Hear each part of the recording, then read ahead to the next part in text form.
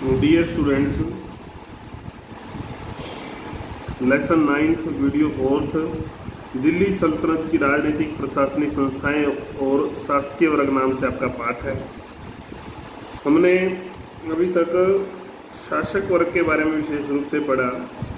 आज की इस वीडियो में हम कुलीन वर्ग के बारे में पढ़ने वाले हैं।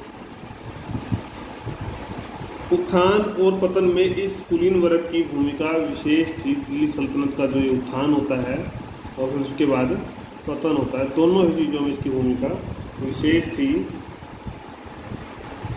कुलीन वर्ग के लिए अमीर या उमरा वर्ग का प्रयोग भी किया जाता था।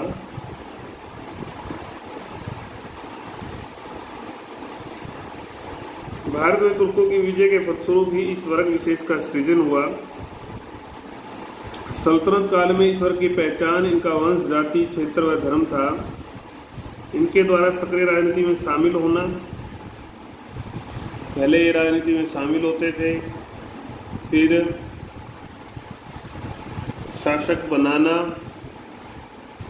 हटाना, षड्यंत्र करना, ये सारे इनके काम दरबार में चलते थे। प्रारंभ में इनकी छवि व पहचान काफ़ी अच्छी थी। बाद में धीरे धीरे कमी आई और पतन भी इनका दिल्ली सल्तनत का इनकी वजह से ही हुआ। पूरे दिल्ली सल्तनत में इनकी छवि, पहचान और संरचना एक जैसी नहीं रही, बल्कि समय समय पर इनमें बदलाव आता गया। हाँ, इतना अवश्य है कि इस वर्ग के लोग राज्य के प्रतिष्ठित पदों पर कार्यरत करते थे। ये जो लोग थे राज्य के जो प्रतिष्ठित सम्मानित जो पद थे, उन पदों पर काम करते थे, जिनमें सैनिक, असैनिक, दरबारी सब शामिल है।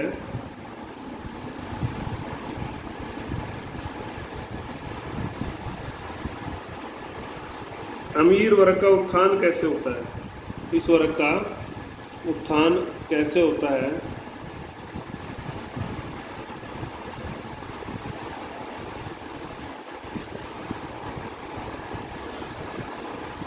मोहम्मद गोरी के जीवन काल में ही अमीर वर्ग का प्रारंभ हो चुका था।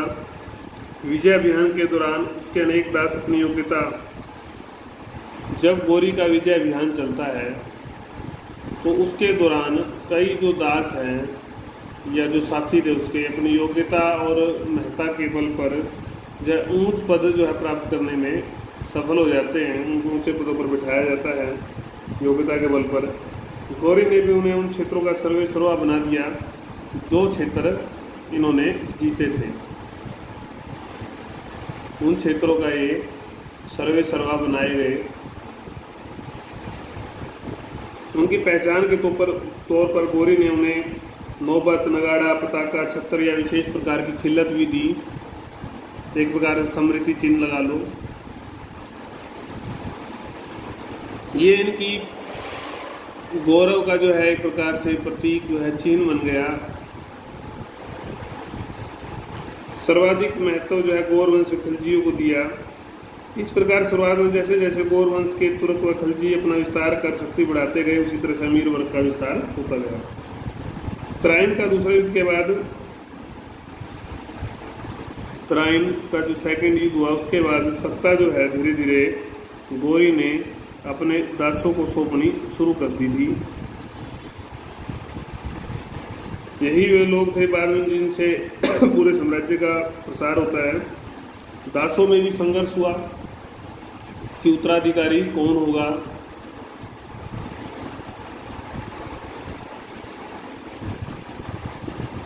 ऐसे में उनके दासों तथा अन्य प्रभावशाली वर्गों के दो समूह बन गए।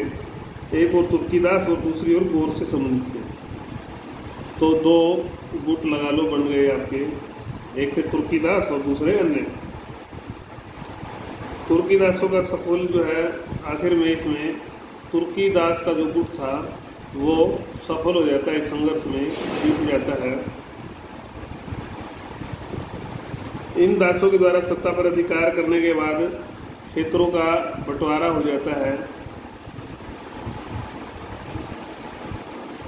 इस तरह से कुतुबुद्दीन ऐबक शासक बना तो अमीर उमरा वर्ग उस स्थिति में आ चुका था।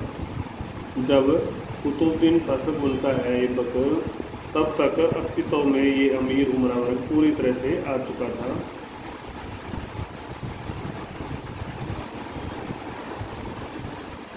दो विभिन्न नामों से जाना जाता है इसको। एक मुइज़ी अमीर, मुइज़ी जो अमीर थे वो गोरी के दास थे। दूसरे थे कुतुबी जो ऐबक के दास थे। ये फिर ऐबक के दास थे, जबकि ऐबक भी कभी दास था। इन दोनों प्रकार के अमीरों को उसने शासन की बागडोर सौंप दी, जिसका पालन बाद के शासकों के वंशों द्वारा भी किया गया।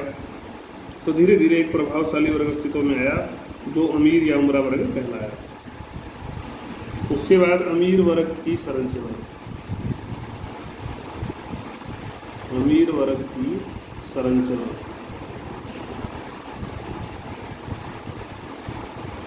संरचना की अगर हम बात करते हैं तो अलग अलग इतिहासकारों ने इस बारे में बताया है कि इसमें बदलाव आते रहे, एक जैसी नहीं रही। अलग अलग वंशों में अलग अलग रही, अलग अलग स्थिति थी इनकी। पहली अगर हम बात करते हैं अमीर वर्ग की, जो फर्स्ट श्रेणी थी वो थी तुर्क।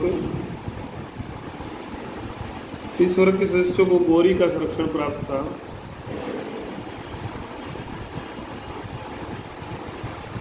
बाद में ऐबक और इल्तुतमिश ने भी इनको महत्व दिया। 40 सदस्यों का संगठन बनाया इल्तुतमिश ने, तो आपको पता हुआ तुर्कानी चहलगानी जिसको नाम दिया था। इस वर्ग का मुख्य प्रभाव पहले मामलुक वंश तक रहा, लेकिन अगर हम बाद की बात करते हैं तो इस वर्ग की पहचान जो है अंतिम दिनों तक दिल्ली सल्तनत की रहती है।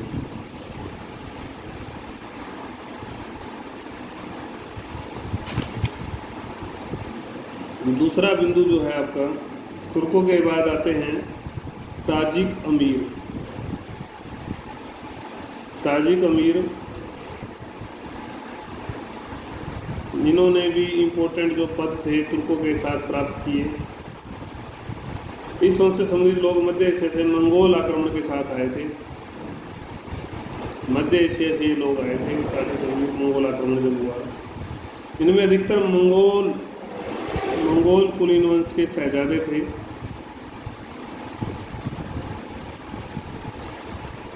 इल्तुतमिश के बाद बलबन व अलाउद्दीन ने इनको ऊंच पदों पर बिठाया।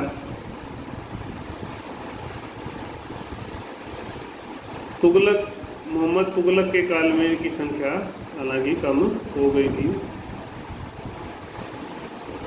फिर आपका तीसरा जो बिंदु आता है वो है 1290 में जब परिवर्तन आता है, इस वंश परिवर्तन होता है।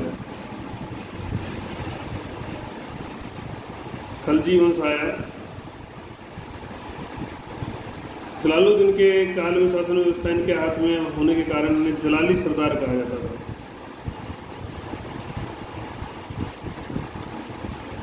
अलाउद्दीन ने जब जलालुद्दीन की हत्या कर दी तो उनको अपने साथ मिलाना समझा, तो 30 से 40 मन सोना जो है प्रत्येक को दिया उसने, इन जलाली सरदारों को। चौथा बिंदु है आपका पेशकशी अमीर। पेशकशी अमीर, इनका राजनीतिक महत्व तो नगण्य था, लेकिन पेशेवर प्रवृत्ति जो थी इनकी, इसके कारण से दरबार के सभी क्रियाकलापों को प्रभावित करते थे। सभी जो आवश्यकताएं थी दरबार की, शासक की, और जो सुख सुविधा थी उनका ध्यान रखना इनका काम था, इसलिए इनका महत्व अधिक था। इनकी इस पहचान के कारण ही ये पेशकशी अमीरों के रूप में जाने लगे। फिर आता आपका एबीसीनियाई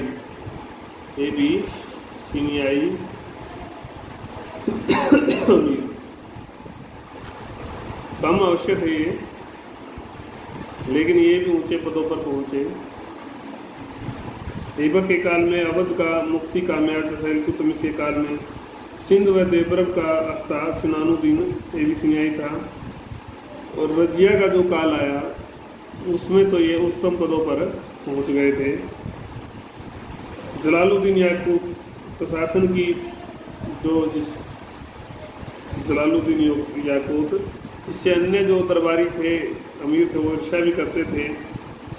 अमीरों ने उसके बारे में उसके संबंधों के बारे में जो रजिया के साथ अफवाह फैला दी। तुगलक के काल में भी ऊंचे पद प्राप्त होते रहे। इब्न बतूता ऊंचे पद पर था। उसके बाद फिर आता है आपका छठा जो है नवनिर्मित में आपके आगे भारतीय और धर्म परिवर्तित आपके मंगोल। समय के साथ ये भी आ गए थे श्रेणी में अमीरों की। तो 1252 में जब बलबन को पद से हटाया गया नायब के, तो भारतीय मुस्लिम थे रेहान, उनको पद मिला नायब का। अफगान अमीर, ये सल्तनत के जो अंतिम दिनों में विशेष पदों पर आए, जब इनका प्रभाव पड़ा तो अन्य वर्ग जो है सारे कमज़ोर पड़ जाते हैं, क्योंकि इनका प्रभाव ज़्यादा हो जाता है। अन्य वर्गों से भिन्न थे। स्वतंत्रता, स्वाभिमान, मर्यादा, इन चीज़ों को ये ज़्यादा महत्व देते थे। वंश की मर्यादा को महत्व ज़्यादा देते थे।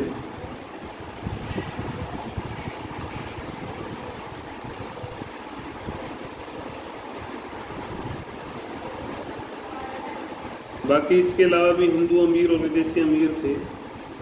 इसके बाद आता है अमीर वर्ग व राजनीति।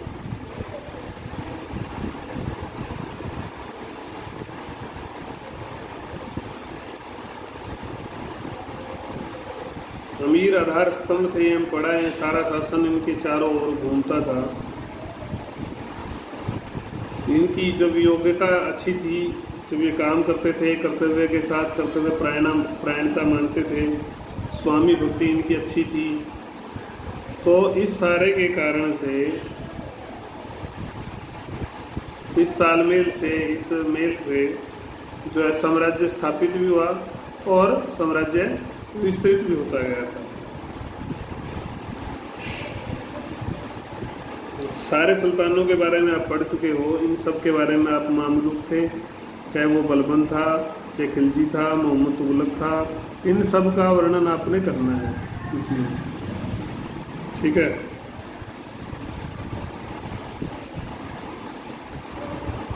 वही दरबार में गुटबाजी, षड्यंत्र, विलासिता, जब शक्ति का दुरुपयोग आया तो गड़बड़ हो गई सारी। समाज में इनकी स्थिति, समाज में इस अमीर वर्ग की स्थिति कैसी थी? आम तौर पर आम लोगों का जो व्यवहार है, इनके व्यक्तित्व व व्यवहार जो इनका था लोगों के प्रति, उस पर निर्भर करता था।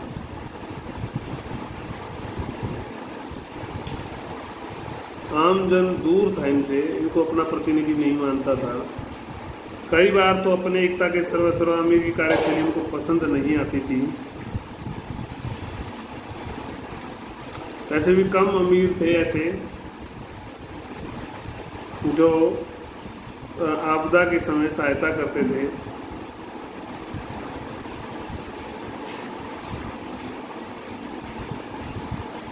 सुल्तान द्वारा वैसे विशेष सम्मान जो अपने अमीरों को दिया जाता था, उपाधि, प्रतीक, खिल्लत, समारोह होते थे, तो ये सब चलता था। तो स्थिति कुल मिलाकर अच्छी थी। अमीरों के विशेष अधिकार,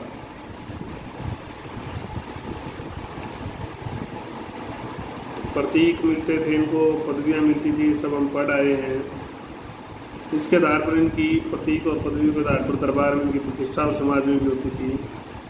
इसी आधार पर ये जरीदार कपड़े जब भी आते थे, तुर्री की आवाज़ बजती थी, नौबत बजवाना, ये सब परंपराएं जो है वहाँ पर इनको सम्मान देने की इनकी हैसियत क्या थी इसको बताती थी। ये भी अपना दरबार लगाया करते थे, उस दरबार में नियमों का पालन करवाते थे, जैसे कि शाही दरबार हो। इवन वो तूता हुआ फीक इस बारे में लिखते हैं कि इनकी दरबार की शान शौकत कैसी थी, क्षेत्र में पहचान कैसी थी। अमीरों की जीवन शैली, जीवन शैली में क्या आएगा, वही आपस में विलासिता। अमीरों जो थे, अफगान अमीरों को छोड़ दें, इनका जीवन विलासिता और चकाचौंध से पूर्ण था। चकाचौंध ज़्यादा थी, आपस में प्रतिस्पर्धा थी, ईर्ष्या थी। भी वो मेरे से आगे निकल गया। आय जो होती थी इनको, राजस्व काफ़ी आता था, रख लेते थे, राजा को नहीं देते थे। लूटमार से भी धन मिलता था, सम्राट और कर्मचारियों द्वारा भी उपहार मिलते थे इनको। तो ये इनकी आय के मुख्य साधन थे। तो आय ज़्यादा थी, तो आय से विलासिता आई, आय ज़्यादा से ज़्यादा विलासिता इनके जीवन में आई, और यही इन जीवन व्यवस्था का आधार भी था। तो ये सारा धन जो है हरम में, मदिरापान में, जुए में, इस तरह की जो अनावश्यक गतिविधियाँ थी, दावत देने में, नाच गाने में, महफिलों में खर्च कर देते थे। प्राय इनके घरों में जश्न चलते रहते थे। बलबन की भांति अमीरों का जीवन अधिक महंगा व्याया कर सकता। अफगान अमीर थोड़े अलग थे, अफगान जो है अलग थे।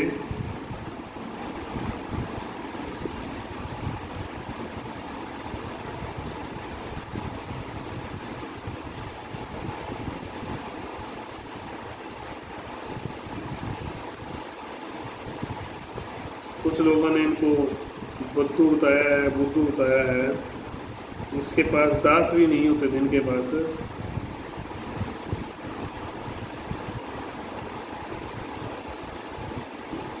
बीखन खान लोधी के द्वारा चारपाई जो है खुद बिछाई जाती है, ये वर्णन मिलता है। तो मतलब ये सामान्य जीवन जीते थे, दिन रात का अंतर इनके और इनके जीवन में था। अमीरों के आपसी संबंध, आपसी संबंध भी अभी हमने देखा कि ईर्ष्या थी इनके अंदर, गुटबाजी, षड्यंत्र, ये लगातार हम पढ़ते आ रहे हैं। द्वेष बहुत ज़्यादा था, भड़काते रहते थे शासक को, सारा दिन यही काम था। अधिकतर समय अपनी पदोन्नति में बिताया करते थे ये, मतलब किसी तरह से मिल जाए पदोन्नति। फिर जश्न मनाते जब पदोन्नति मिल जाती है, कोई षड्यंत्र सफल होता। दौड़ लगी रहती थी, एक होड़ थी कि कौन अमीर जो है किस अवसर पर कितना ज़्यादा खर्च करता है। तो इस ने सारे साम्राज्य को, इनको भी जो है बाद में दयनीय स्थिति में ला खड़ा किया। दिखावे के लिए खर्च करते थे।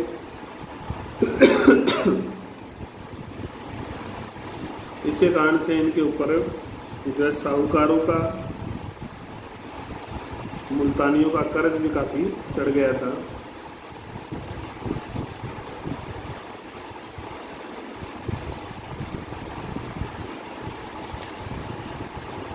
उसके बाद फिर उलेमा वर्ग आता है आपका। उलेमा वर्ग के बारे में भी हम पढ़ के आए हैं काफ़ी सारा, तो लेकिन ज़्यादा हम जो है अगली वीडियो में पढ़ेंगे। उलेमा वर्ग नेक्स्ट वीडियो में हम देखेंगे। तब तक आपकी कोई प्रॉब्लम है तो आप मेरे से ले सकते हैं।